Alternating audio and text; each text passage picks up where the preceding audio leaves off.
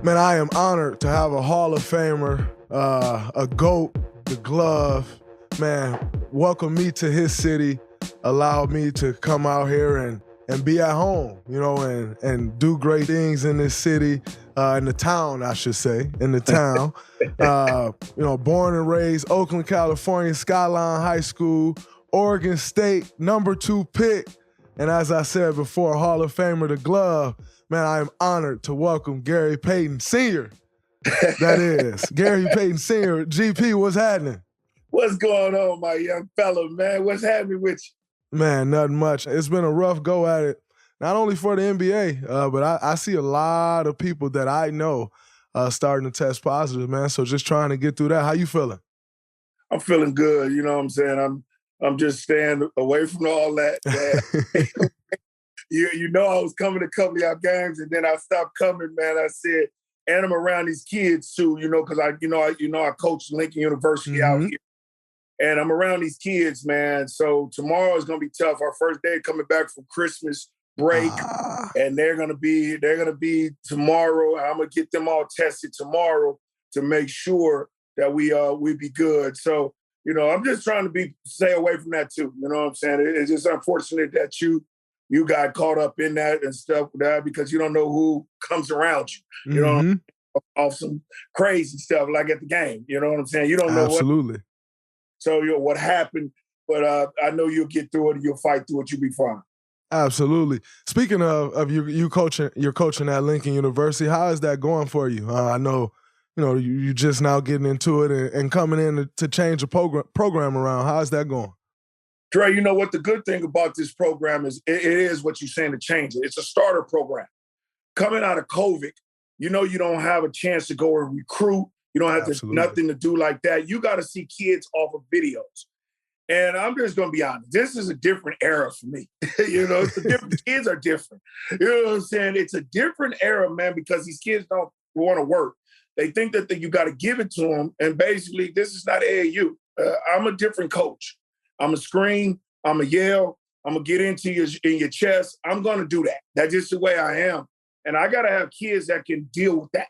And I got to recruit kids. And then you got to worry about sometimes kids who you got to be sometimes don't go at them that way. You got to know how to talk to some of these kids. But some of these kids got to understand, I'm not going to baby you. If you come and do what you got to do on the floor, I'll let you do whatever you want to do.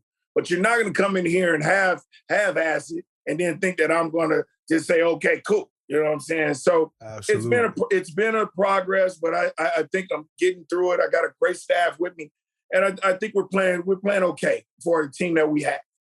That's great. I know we had spoke about me coming over there one of these days, obviously getting through this, but like I said before, just let me know when. I love to come through and holler at the guys. I was going to talk to you about that. They don't have the privilege to meet guys like you right now. I think that they need to work. You know what I'm saying? You are privileged to come and talk to them, and they don't get that.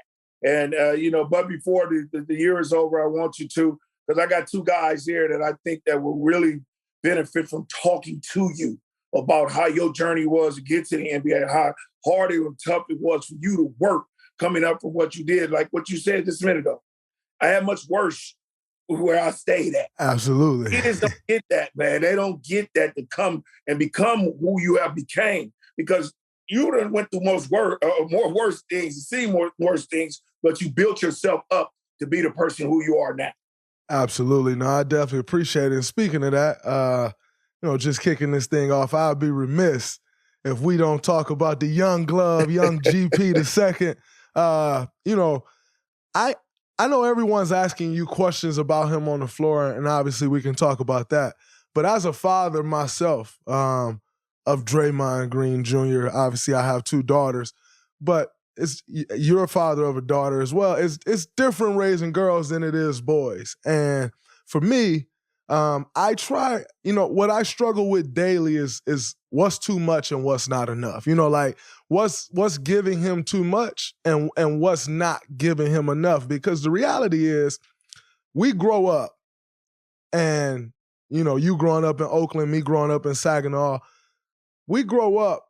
And I know for me, my goal always has been, I don't want my kids to live the same life that I lived growing up. But in saying that, I am who I am because of the life that I lived. And trying to figure out that balance and like, yeah, you're not going to live the life I live, and like I can give you more, but like I still want to teach you how to get it on your own, and like what's hard work and what's determination and how you push through that. Can you give me some insight on that? Because that's what I want to know, because that is my daily struggle in life. And like I said, especially in raising my son more so than my daughters. Dre, that's a great question, a great act of advice. You do know that our daughters are going to be father guys. They're going to be father guys. That's just the way it goes. Our son is going to be rebellious against us. And I'm telling you right now, your son is going to be rebellious against you because he's named after you. And once he goes to school, people are going to be like, oh, you're not your dad. You can't be like your dad. And they're going to tease him. And he's going to get mad about that. But because who you are and who I was growing up, and we had the life that we didn't want to give our kids the same lifestyle. Correct. That's very correct. But I say this, don't give him too much. Make him work for stuff. Give him chores. Give him things to do. Make him go and be with his sisters and pick them up or do something like that. Make him have a responsibility. With Gary II, he was with me all the time. He learned how to play basketball. He learned how to do the things. He was around me. And I compliment you from doing that with Christmas with your son, having him sit on the bench. You've given him an experience of what he can become and get. And that's what you want him to do. But don't give him as much. Don't feed him. Don't keep feeding him. Make him work for stuff that he needs to work for. With my son, I think Gary II is a good example. He didn't get drafted. He didn't do like the way I was. He came behind me at Oregon State. He did a great job at Oregon State for 2 years. But then when he got in the NBA, it struggled for 6 years, and now he has found a home with you guys at the Warriors because it's a program or organization that fits him. And the coaching staff and the players around him fit him. And that's what his struggle was, Bill running around G Leagues and doing that type of stuff and learning how hard it is to struggle.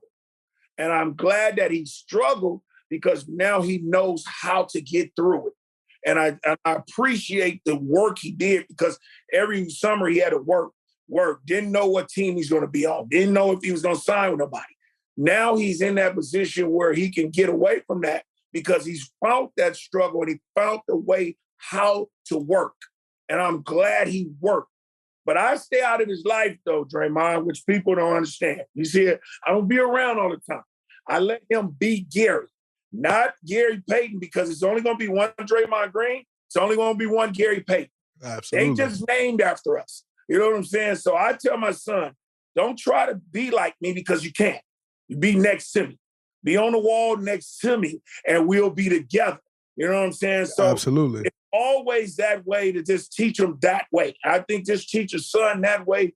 Let them do what they got to do. And if he calls or if he asks for some assistance, yes, I'm going to give him assistance. I'm going to tell him what's on my mind and what's on my heart. I'm not going to sugarcoat it with him. If it's not right, I'm not telling you it's right. If it's wrong, absolutely. I'm telling you it's wrong. And it's point blank. You don't have to like it. But as you know, I went through this before you did. And remember that. And I'm always going to tell you, I went through the ups and downs too. And that's just the way it goes. Absolutely. No, I appreciate that, man. It's like I said, that is, like I go through that daily. And for me, I try to talk to guys who, and just not only former athletes, but really and specifically African-American men who are successful. And I look at their kids and they're doing great things. And by the way, it's funny because I was just having a conversation in a group chat with my boys. Great things don't mean money. Like, great things don't mean they're making a ton of money. It's how they carry themselves. You know what I'm saying? Like GP, young GP, GP ain't made a ton of money thus far in his career, but the way he carries himself, the way he goes about his business, you can just tell he's raised right. And so many times you see younger children of wealthy individuals or rich individuals, as we say, and they're a wreck, and they don't know who they are. And quite frankly, we all go through that, right? Where we're trying to figure out who we are, but sometimes you see it at a totally different level and kind of struggling with identity. And, anybody can go through that. You can be raised the exact same way that GP2 was raised and go through that. But it says something about the fathers. And so that's something that I definitely wanted to dive into, But, and speaking, like I said, number 2 pick of the Seattle Supersonics, I've done my research, but also watched you growing up. You struggled your first couple years. You figured it out. You become the glove, and you go on to make 9 straight All-NBA teams. What was that key to you figuring it out and then going on to have a career in the Hall of Fame career that you had? Draymond, you know what? When I came out, I was very arrogant. I was very brash. Thought I knew everything. That was it. Didn't have no work ethics like that. And what happened was I struggled for 2 years, but I didn't have the coach that could help me get out of that. I had Casey Jones, who was a coach who came from the Boston Celtics, who had just won championships. Absolutely. He had Larry Bird, Danny Ainge, Robert Parrish, Kevin McHale. You just throw the ball out to them dudes, man, and they're going to get it. I'm a young dude coming in at 21 years old. I don't know what's happening, Absolutely. So I'm trying to get it, and I struggled. And I was with Sean Kemp, and we were struggling, and then Seattle started talking about trading us.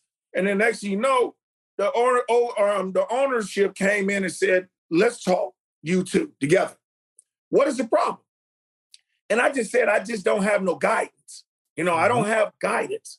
I don't have no work ethics. I don't want to be here. The coaching staff doesn't support me the way it is. So we changed.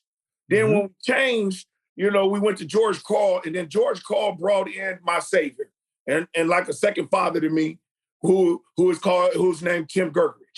And when Tim Gergerich came in, Gerg took me under his wing and made me go to the Summer League. We played in Utah. We played in LA. We played all of them things. And I was in my 3rd year going in the Summer League. And that's what I needed. And I needed a work ethic to do different stuff. And I got it. And he put in the post-up game to me.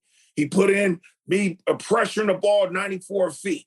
He put in all that stuff in my game, and it changed my game. And then the following year, we went to the Western Conference Finals, lost to Phoenix.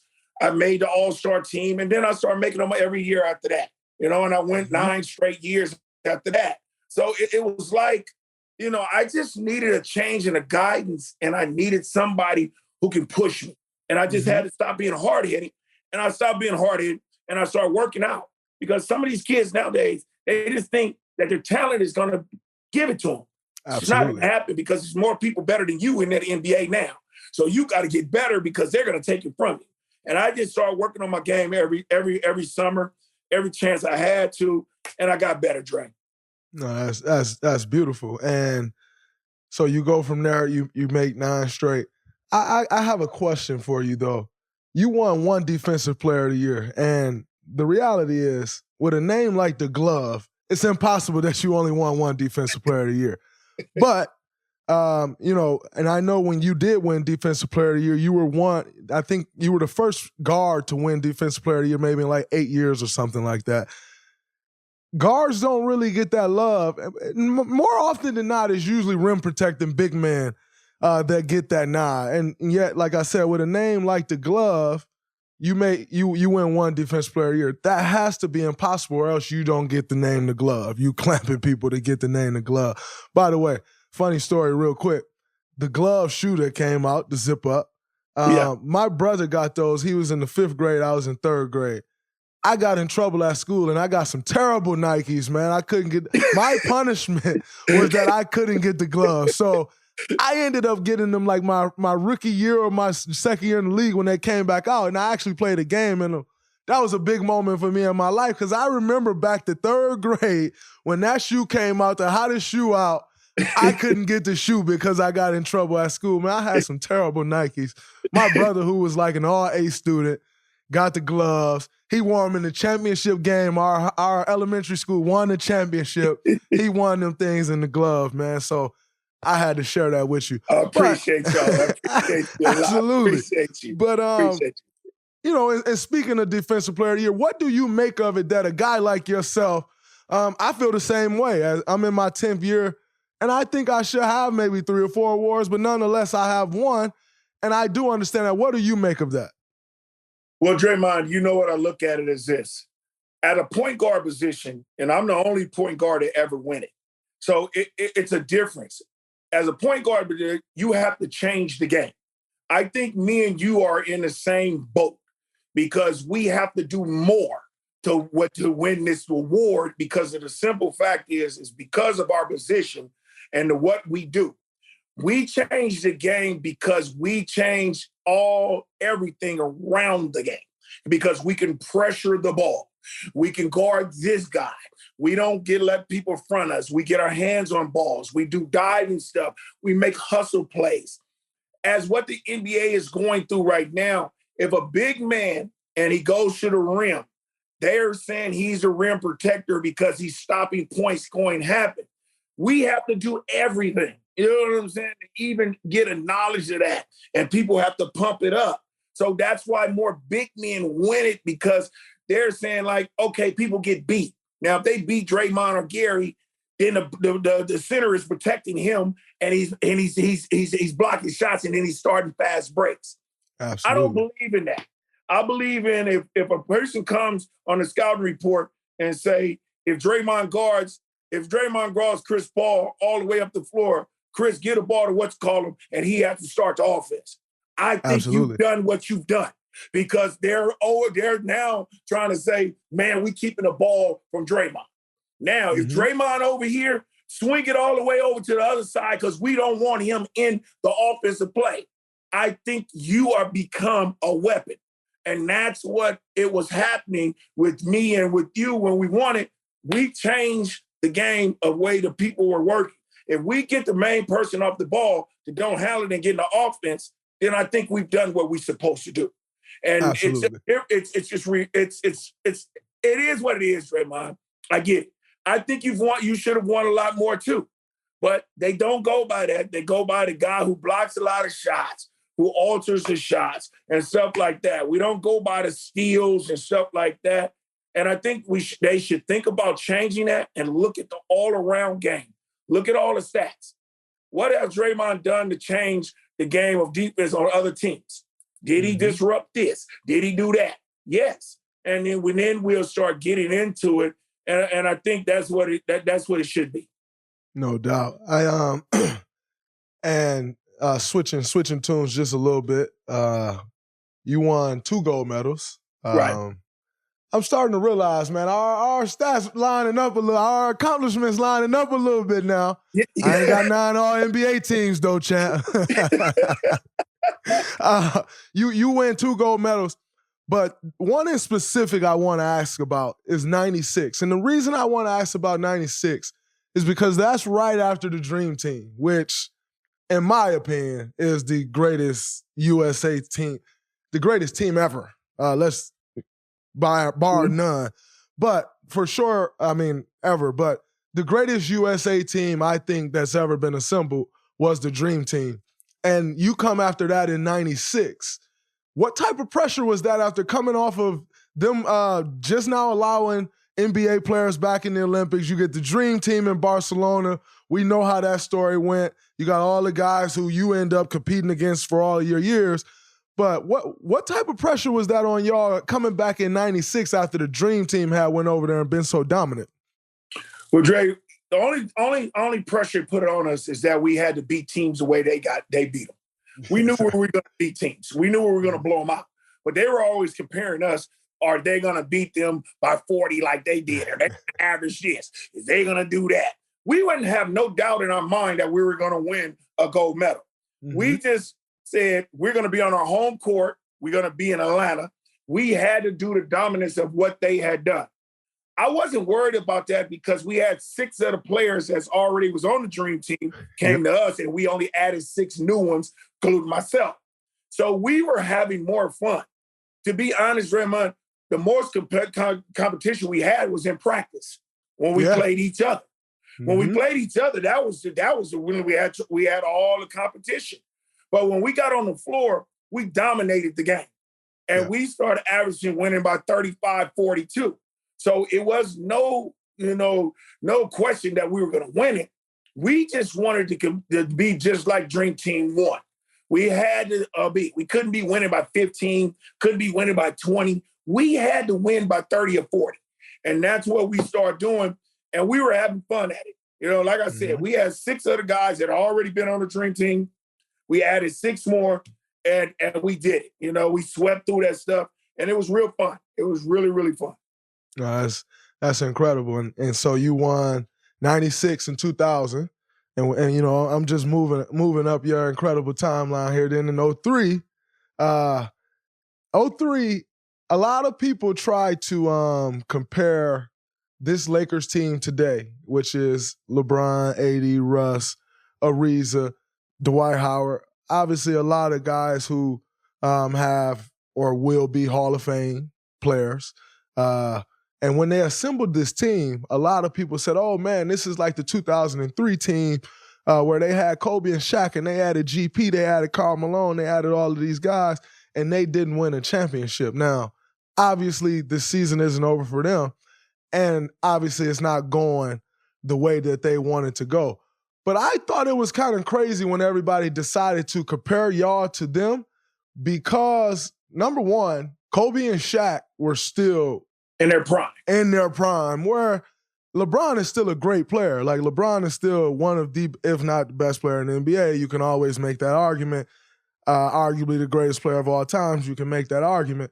But he is in year 19, if I'm not mistaken, year 19. Yeah. And so they weren't in their prime. So right there alone, I thought was different. Where, y'all got them 2 young hogs in their prime going at it, and you were still rolling too. Like, you continued on after that as well.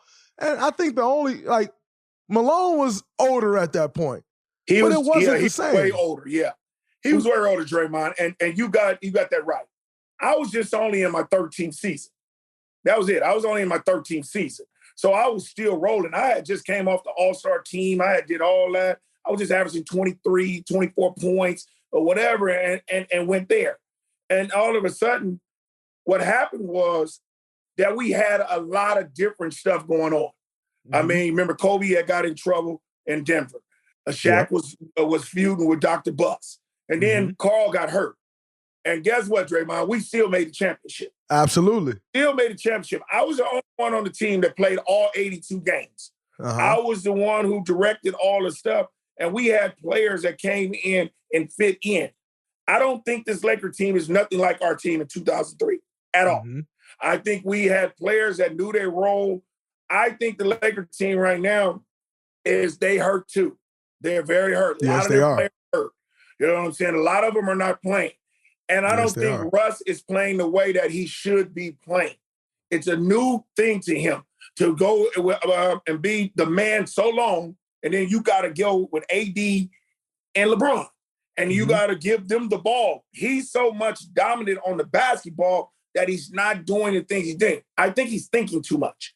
I just went to the game. The other night on the 23rd and watched them play against San Antonio.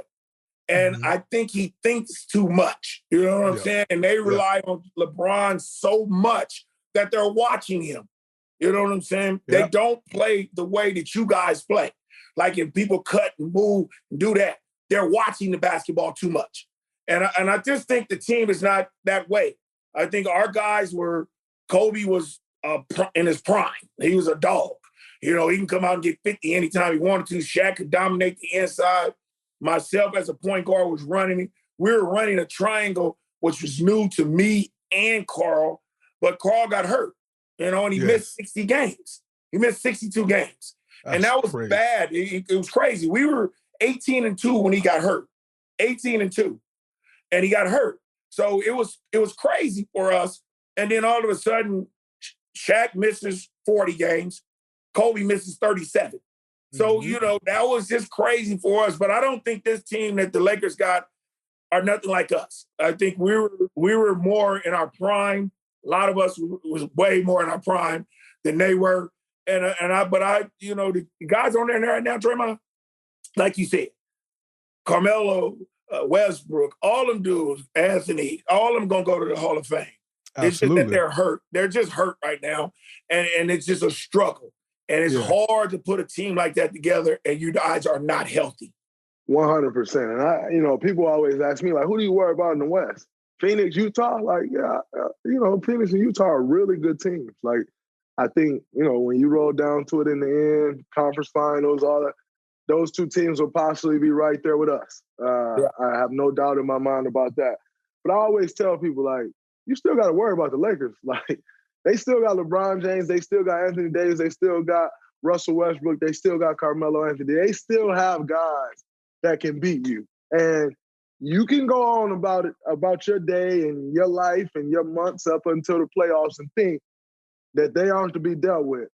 As a player, as someone who got to face those guys, someone in the same division, those guys still have to be dealt with. There's too much talent on that basketball court, on that team, to not have to deal with those guys. So, I mean, you're talking probably legitimately 6 Hall of Famers. Like, you got to deal with those guys. So I don't really make too much of what's going on right now and what people are saying. You still got to deal with those guys. But I do think Russ is overthinking it a little bit. And I understand it also. Obviously, I'm not who Russell Westbrook is.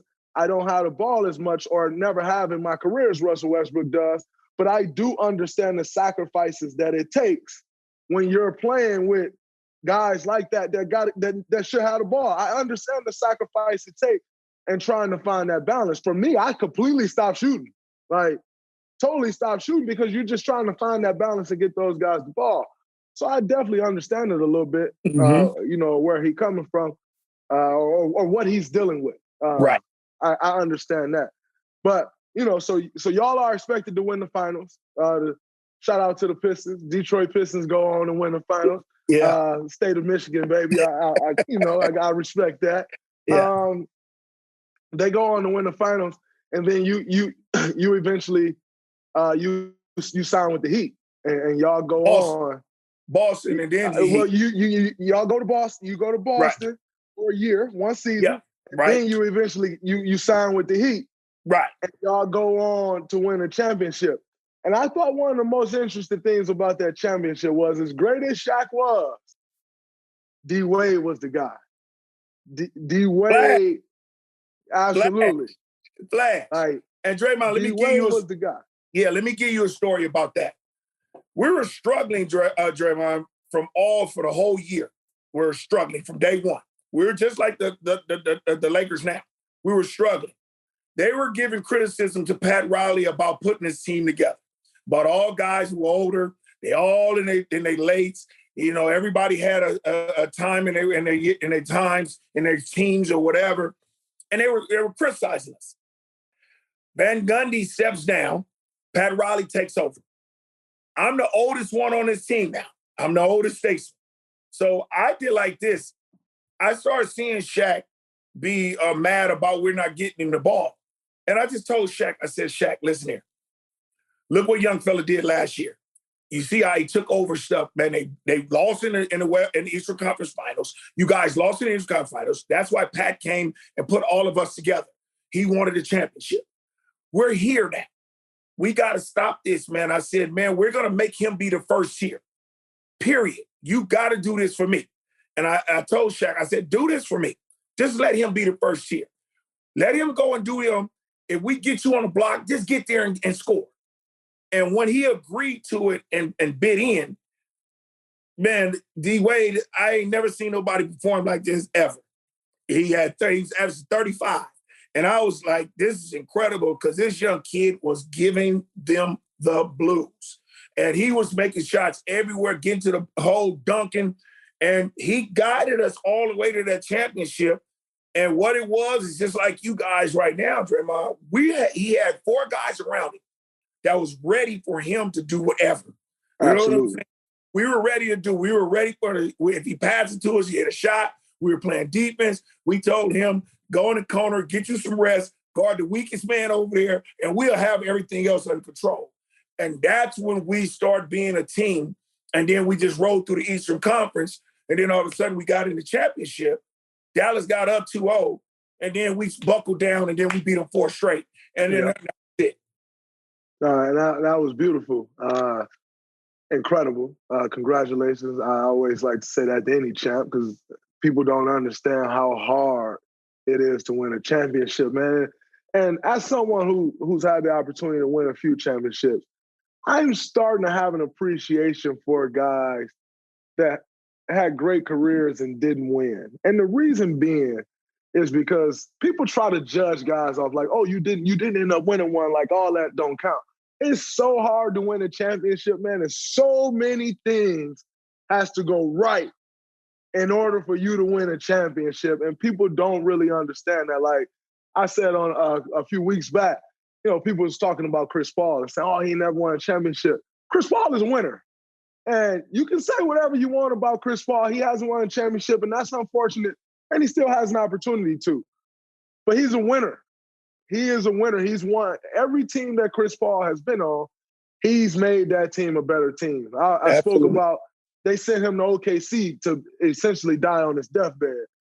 And not only did he resuscitate himself, he took that team to the playoffs.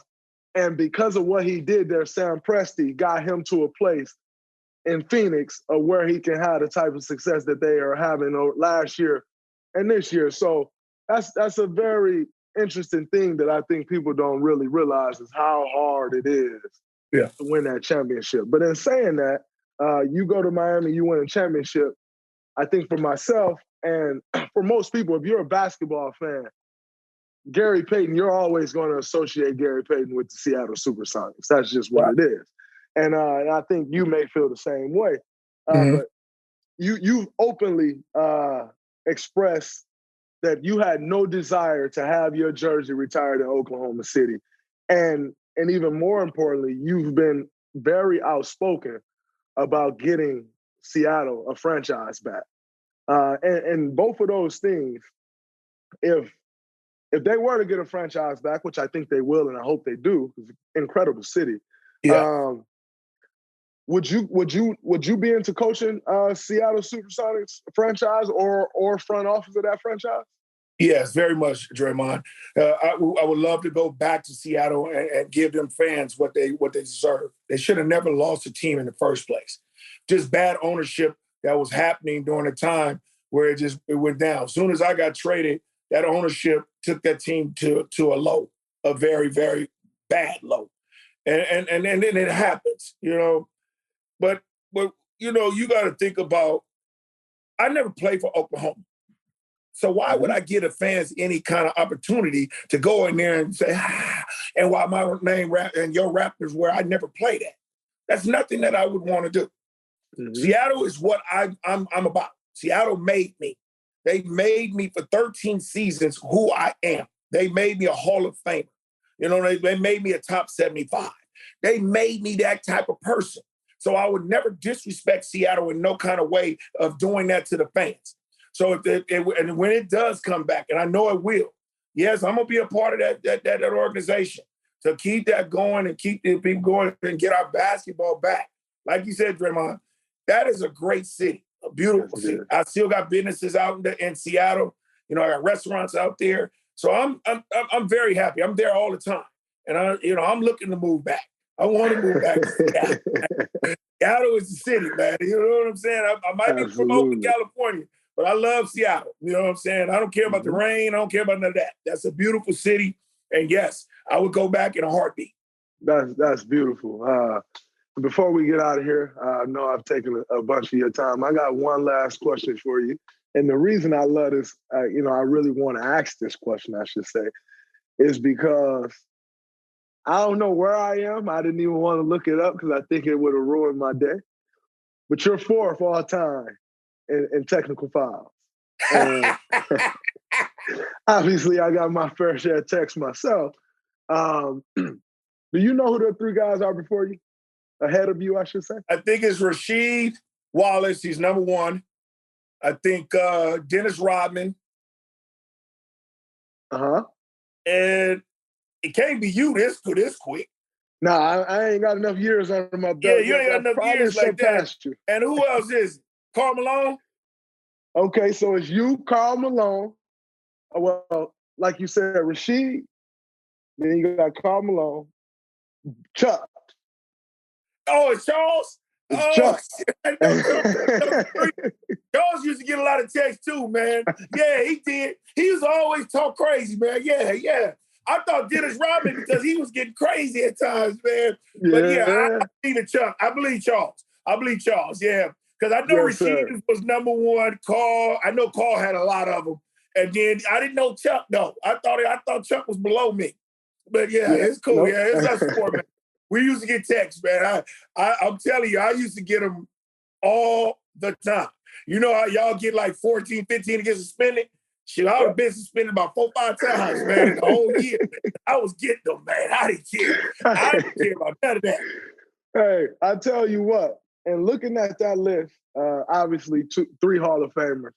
One who I think should be a Hall of Famer, Rasheed Wallace, who was an incredible player, incredible talent. And I hope he do get that nod one day. But I'll tell you what, if me getting text means I can end up in that conversation with that group of guys, come on, NBA, I'll take more of them texts. I tried listening to them things, but once I saw this list, I said I need to be up there. So if that's what's going to help me get to a Hall of Fame, put me right up there with those guys. I'll take it. Hey, man, look, do what you do, man. If you feel like you can do it, you know how to control it. I did the same thing, man. I just, like I would always talk to you when I see you. I just said, when it's time for you to calm down, just calm down. Just go over to the referees and talk to them. And I've seen you done that in the last couple of years, is where you having a better relationship with the referees. Once you do that, they'll give you one every now and then. Who cares? Who cares? Mm-hmm. Who cares about that? You know what I'm saying? It's just that you have to learn yourself. All right, it's not the right time for me to get a check for my team. Mm-hmm. You know what I'm saying? Let me just go ahead and do this, but I'm going to get this one because I think this is crazy. You know what I'm saying? Ain't nothing wrong with that. I did that all my career. Draymond. I used to go to referees before and say, look here, I ain't having a good game, man. Give me a check, man. You know what I'm saying? You know what I'm saying? Just make it look like you just, we argue. But it's like that, man. It's your emotions. You just play from the heart like I did. You play from the heart. You can't play no other way. It is what it is. If you get in that moment, man, you get into that, people have to understand that you are a winner. You do not want to lose, and you think that the cause was bad, which some of them, and mostly of them, be bad. You know what I'm saying? So don't worry about it, man. Keep playing your game. Don't change your ways, man. Do what you do. If it's going to make you get better, and it's going to make you do what you got to do it. It doesn't matter. As long as you've been productive with it and y'all winning, don't worry about nothing else. Absolutely. Man, OG, I appreciate you coming on. I thank you for taking the time. Basketball legend, NBA legend, Hall of Famer. But more importantly to me, city that I love dearly, a town legend, town business GP. Thank you. I appreciate it. Appreciate you always, man, fella. Anytime you want me, man, you can come get me, man. Let's do that domino thing again, man. So now, let's get it. Throwing bones on them people, yes, sir. Yes, sir, man. Appreciate you, OG. Always love.